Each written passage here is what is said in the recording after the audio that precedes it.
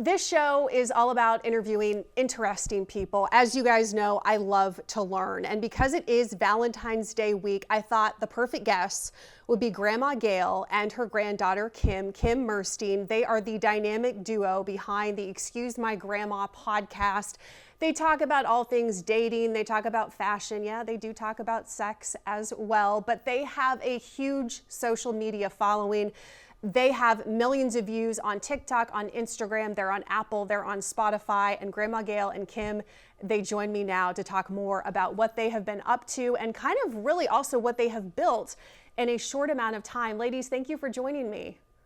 Thanks for having us.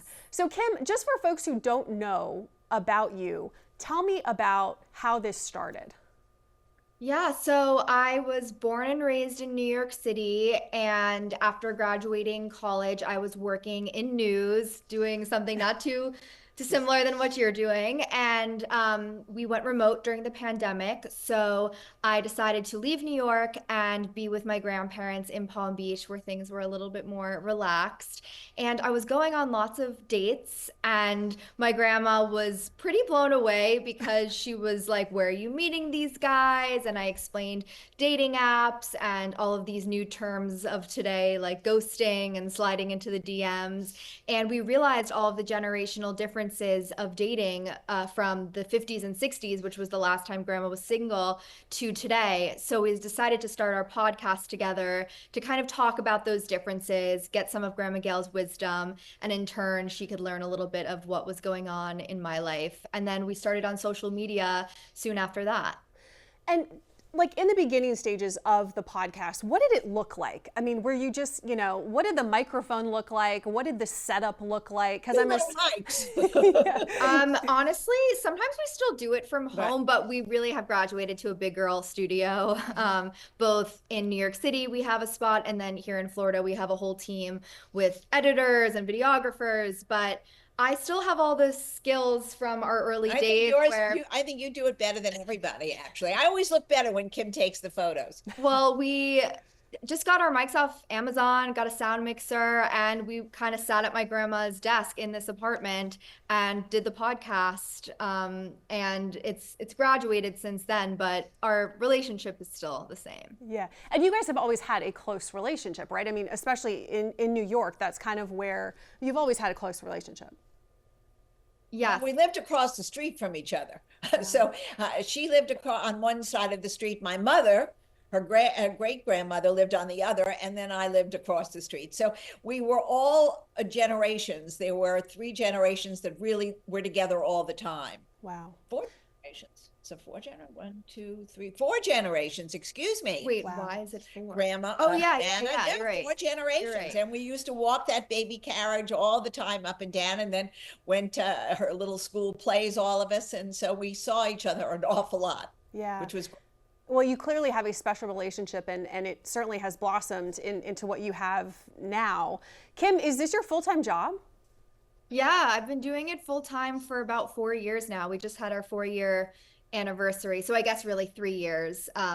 And we rebranded all of our podcast materials. So we have a new intro, new podcast cover, our social icons are different, and it looks a little bit different in the way that we're going about things too, because we've grown so much. But I've been doing it full time for a while, so it's been a crash course in entrepreneurialism, what Grandma likes to say. Really creating a business out of this social media content. And, we represent loads and loads of brands that you all see. And Kim will give you a little of the background on that. But yeah, it's a business, and a big business today. And it's very entrepreneurial. I think it's great for people who are starting out to know you can do what you like to do on your own time and your own space, and not to have a big company behind you. And you can really do it if you put your mind to it. I mean, she works 12, 15 hours a day sometimes on all these things, but now she has a lot of helpers too. Yeah. Well, I know I got an email from you back like right away. So Kim, I know that you were on it.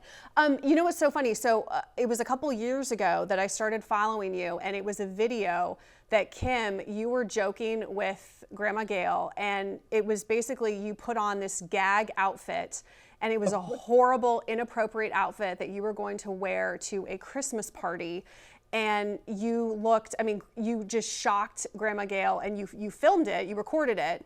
And I mean, bedroom. it In my was, bedroom in Palm Beach, she that's- was recording me, and I didn't know she was recording me. that's exactly what it was. And basically, She carries around her camera. You can never know when she's doing it. And She's that very is on sneaky. purpose. I know that. Yeah, it's funny because a lot of people actually say they loved those kind of prank videos where I was showing Grandma the ugly outfits. Fashion can be very offensive, apparently, to Yeah, you. yeah. but it was such a natural reaction. And I think that, I mean, for me, you know, I don't think I would have followed you otherwise if I hadn't seen that, because I thought it was such a natural, fun, organic, you know, I was like, wow, this is just, it made me smile, it made me laugh. And it was so funny because your reaction, Grandma Gail, was basically, you're like, Kim, are you going to be on the pole? Like, you know, or are you going to be on the beach? Or like, where are you going? You're not going to, you know, Christmas dinner in that. That's horrible. And so it was just a great, it was a great video. I have to say one thing before you interrupt this. Kimberly could have gone out that outfit. We have to control her dressing. She really she puts plaids with, actually it's very in now, with prints, with everything. So we I sort of changed her a little bit in that area. But I think your style is right up on there now. I'm learning from you, but I also like that classic, timeless kind of look. But I do say you're my style inspiration, so I think we're starting to dress alike, which is probably why you like it more. I do like it more. Yeah. So let's talk about just dating in general, because I mean, so you know, I'm happily married. Grandma Gail, you've been happily married for a very, very long time, and but I've been married a million years. Yeah, and I just, you know, dating apps, and I, as like now, you know, I'm in my 40s. I think it would just be a freaking nightmare just having to navigate the dating world right now. No, I actually wouldn't say it's a nightmare, and I don't love painting that picture either, because I think a lot of girls are then scared, and guys, but to be in a position where if they're not with someone, that there's the potential of, oh, it's going to be hard, oh, I'm going to be unhappy, and I don't want people to think they should be in something that they're not happy in just so they don't have to be single. I actually loved dating. The last 4 years until my current relationship, I was really dating four or five times a week. And I think it's fun to meet new people. You learn about yourself. You are, you know, doing different fun activities around your city. So yeah, I think there's a lot of difficult things in I think the apps. I don't know if it's the apps, but I think in the sense of the optionality that you get on apps, out at a bar, your friends are setting you up, maybe your family's setting you up, maybe you met someone in the wild. It's a blessing and a curse, because you have all these options that you can find the best fit for you, but you also might think, okay, this person's good, but what if I meet someone new tomorrow? And you don't really see what's so good in front of you. Yeah. And Grandma Gail, I think, you know, you bring that traditional experience where you say, oh, you know, you met through a friend of a friend, or, you know, you didn't meet through an app. And I like that perspective, because I think, you know, if you're a little bit older, you relate to that a little bit more. Well, I also think what bothers me most, and it still does bother me, is that you know, there's too many choices. And so especially for the women, the guys are a little more conservative. I don't know, maybe the guys I know are a little more conservative. The girls go from one to the other because they think something better is going to come along. And sometimes, really, like Kimmy said, the best person was the first person, and you start forgetting. I didn't say that. I'm saying. You said, like, Kimmy, I don't think the first person is the best person. Well, I'm just saying, if you have a connection that's good, like, see that for what that is. And I also will say that I think you hear me and my perspective, so you might think, oh, girls think this way, but I actually think it's mostly the guys who have that mindset, which is maybe why I've adopted it, but it's across the whole age group, I would say. Yeah. Well, what I think too is so relatable too is that, you know, Kim, you're tapping into the younger generation. Grandma Gail, you have kind of the traditional, but then you also appeal to just folks in the middle too, and obviously you're so relatable as well. So I mean, kudos to you all, because, you know, you're just rocking. You're rocking it. They like when we get dressed up. I think that's one of the favorite, that and our rules, which Kim really makes up. Yeah, I think that what you're kind of saying is true, that so much of our audience is that middle group, because they look at us and they say, oh, that reminds me so much of how I was with my mom, or how my kids are with my parents, or there's always someone of any age that can relate to the relationship and the dynamic that we have, which is such a blessing, because people message us all the time either saying they want a Grandma Gail or they had a Grandma Gail. Yeah, I know. And that's the thing, is if you don't have a Grandma Gail, you had one, it makes you a little, nostalgic, like it makes you. Trust me, everybody thinks I'm their grandma at this point. I mean, Yeah. strangers come up to me and say, Grandma Gail. So it's a matter that I think the ones who don't have one in real life have adopted me, and that's just fine. Yeah. Was there a moment where you realized, we know that you're Palm Beach famous, but was there a moment that you realized, wow, Yes. I'm kind of becoming famous? And what was that moment for either of you? For me, it was when I was in Milan about 3 years ago. Wow. I was in a very exclusive dress shop, and these two beautiful young women, I would say in their late 20s, came up to me and said, Grandma Gail, we have these dresses. You've got to tell us which one you like the best. And I thought for a minute it was Kimberly standing behind me, but I realized she had left the trip already. It couldn't be Kimberly. And these two beautiful girls were holding on the dresses. They said, please wait, I'm going to put them on, and please tell me which one. So I got a big kick out of that. I figured, oh my God, and they were not Americans, they were Italian young women. Wow. International. And Superstar. and I've been in Paris and in London recently in the last year, and they come up to me when I'm in a museum or everything, and they say, we, in whatever language they're saying, they say, thank you, Grandma Gail. So that makes me feel great. Yeah. And Kim, what about for you?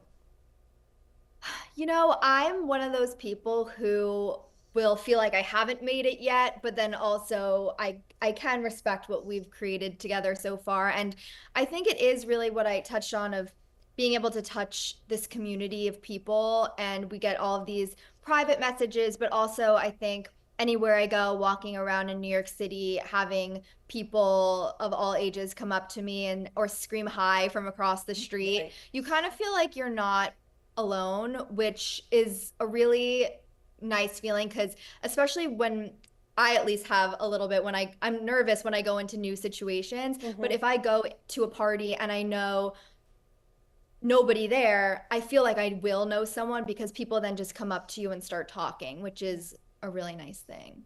What has been the negative thing, though, about this? Because there has to be a few, and I think too. I mean, Grandma Gail, you got a tough skin, but there has to be a few negatives, or at least one. Well, it's interesting you say that. It's funny. I never read the comments. I'm sure there are some negative ones, but I made a conscious decision in the beginning that I would never read what any comments were. So I don't see them. Kimberly does see them. Okay. And so I think sometimes she'll say, to me, I was a little annoyed that somebody said this, I felt badly. And I always say, you can't let that happen, because, everybody has something to say in this world today. So if it's not nice, you shouldn't really say it. And if it, just roll with the punches. There's always a good person and a bad person. So just let it roll off your back.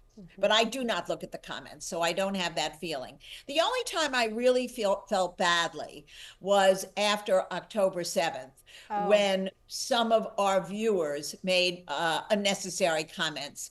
And and then we lost some of them, which were fine. That was all right with us. But that did hurt my feelings, I must say. But that was the only time. Yeah, I will say we're lucky that most people are really positive in the comments. They love Grandma Gail. Like, how could you go after her? But if there is a negative one, I usually delete it anyway. Which is good. Yeah. Good job. And of course, because you are Jewish too, and that's why you brought up October the 7th. But we never thought about that when we started this Right. thing. This is not any, this podcast and Instagram and TikTok absolutely had nothing to do with anybody's religion. Of course. So it was very much just grandma and granddaughter together, and we were having fun. Yeah. So when that happened, that was a big shock. I think also we're culturally Jewish. You can Right. see in our humor and through other things. So if anything, we had a big outpouring of support as well during October 7th and the aftermath. That, of course, there were those negative, hateful comments, but then you also get so many people of every religion kind of showing their support. Thank heavens. Yeah, which was very lovely. Yeah, yeah. Well, I think too, I mean, like, you know, for people, I have family members who are Jewish in my family, and it's like, you know, the Jewish grandmother, you know, it's like, and that's, you know, that you fit that. The Italian you know? grandmother, Correct. it's the Asian grandmother, it's the Black Yeah. grandmother. Everybody has grandmas who Yeah. criticize their young people, but for the good. Nobody, I don't think any grandmas are really truly trying to be negative. They're just giving their opinions, and often, you know, differ from modern day opinions of the kids today. Right, But yeah. I think everybody's got a little bit of a grandma in them. Yeah, absolutely. Me. Okay, so you did talk about the rules, and I wanted to bring up a few of them because so many of them are fabulous. Number 13. You marry the person who's in front of you at the right time. It's not about being, quote, the one. And that's probably a good one. Maybe more for Kim, right? Than Oh, that was more of grandma's. Oh, Okay. well, Oh. yeah, that, I mean, That's that a grandma is a one. grandma true and true. I Okay. actually don't really believe in Right. that, but that was one of our most controversial rules. Right. A Oh, lot of really? people didn't agree, but I still agree with it. Okay. Yeah, because I think, but that's the kind of the thing though, is like if you're always like, hey, oh, no, I don't know if he is the one.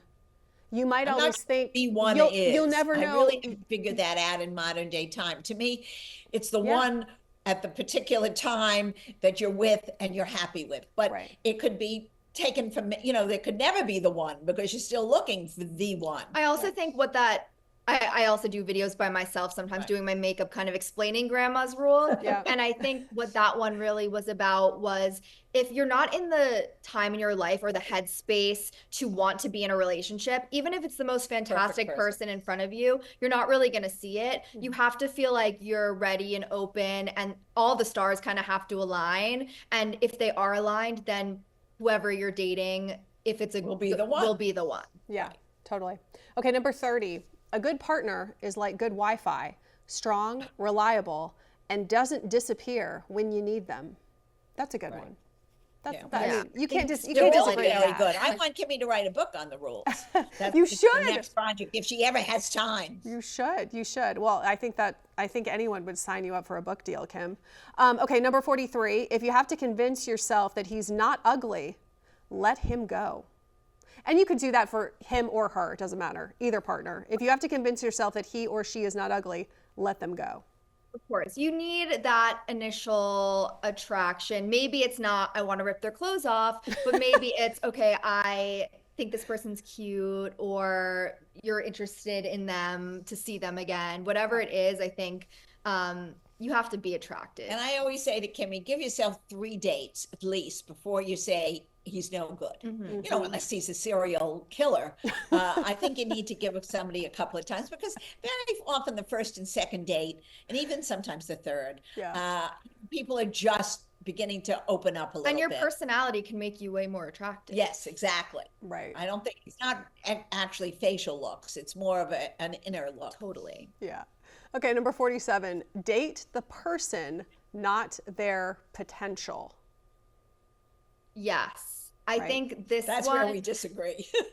Wait, what do you mean? You All say right, this go all on. you All right, no. go ahead. Maybe okay. You're gonna see this live argument.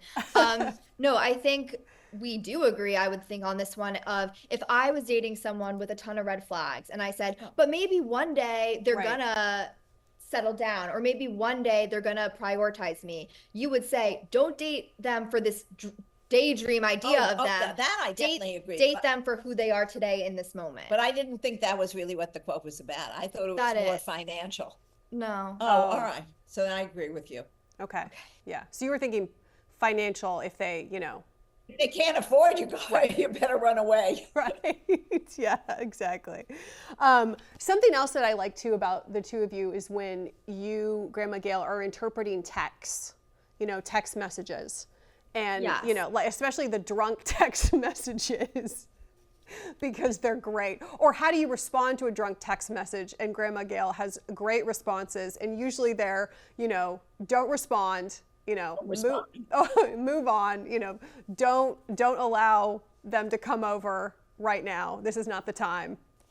Yeah, well, I think that's one of the mistakes young women make, not necessarily at Kimberly's age, but when they're first coming out of school or when they're in their early 20s, they drink too much. Yeah. And drinking too much on a date doesn't work because somebody's going to get hurt. So I'm very much against that. One of my favorite ones is you'll never meet your partner at 2 a.m. in a bar, go home. So, I still firmly believe it. I don't think anything good comes out of either drinking or any substance taking to an extreme. And dating. I don't think they belong together. You want a clear head when you're making decisions. Anything. If you want to be intentional to find a relationship that's serious. If you're just having fun, that's a totally different. Or if you want to end up murdered on the street, that's always a. Okay. This is like the girls. If you drink, you won't end up dead on the street, by the way. I don't know.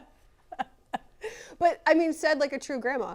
Okay, so, and then another video was fabulous where you were rating Halloween costumes, and I was shocked that Grandma Gail, you knew what S&M was, and you were rating. Grandma's not a prude. Grandma knows what's going on. I just don't like it on my granddaughter. But if somebody else wants to wear those outfits, fine, yeah, but not on my beautiful Kim. Yeah, but that's the part of, again, probably my generation too, where you're going, okay, these costumes, like, really, do you need a sexy nurse? Do you need a sexy, it's like out of control now. Where are we? This is out of control. It went too far. Right. It went too far. Right. Yeah. Really far back into the vaults. We haven't done one of those in a long time, I feel like. Yeah. So those are great. Kim, real quick. So you said you are in a relationship. Where are you kind of in the dating world right now? Yeah, I'm in a relationship, in a long distance relationship. So that's a whole nother thing I have tons of advice on. But yeah, it's going really well. And so what kind of does the future hold for the two of you with the podcast and everything else? And I'm sure, again, you're incredibly busy right now. You were just in New York, and what does the future hold? We have so many goals. I think one obvious one is we want to grow our community. I want everyone to follow us and know what we're up to and relate to what we're doing. So we're going to keep pumping out content and hopefully develop a closer relationship with our followers also, and do some in-person stuff so we can actually meet some of you guys face to face. And yeah, I think also go more into other mediums of the entertainment world. Right now we love posting on social media, but I think hopefully you'll see us on some other screens as well. And maybe Grandma can get a job at Fox. That would be my favorite thing. Well, we love it. Again, you guys are you're a breath of fresh air, and I think that is needed. And that's why I followed you years ago. So I keep doing what you're doing. It's obviously working. And where can folks follow you if they don't follow you already?